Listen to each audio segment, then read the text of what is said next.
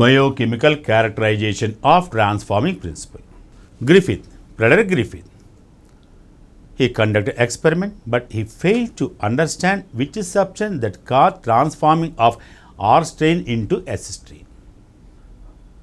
Three scientists, Avery,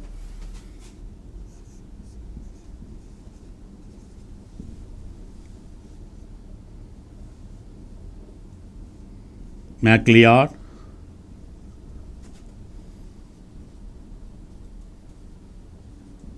McCarthy. The three scientists worked on the same Streptococcus pneumoniae and observed the transforming principle carried out by Griffith. They purified biomolecules like DNA, RNA and proteins of Streptococcus S strain. S strain of Streptococcus pneumoniae. They purified biomolecules of like DNA, RNA and proteins of S strain of Streptococcus pneumoniae. And then they injected these purified biomolecules into mice. They applied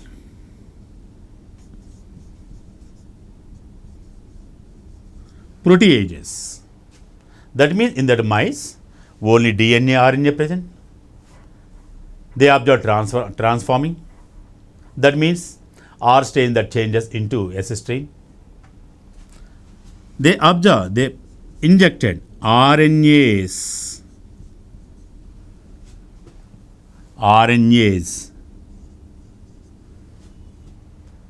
That means they damage RNA. Even injecting the RNAs, they observe transformation. That means R strain convert into the S strain. Again, they injected DNAs. In such condition, this transforming not observed. That means they concluded that they are experimentally proved that DNA is the genetic material.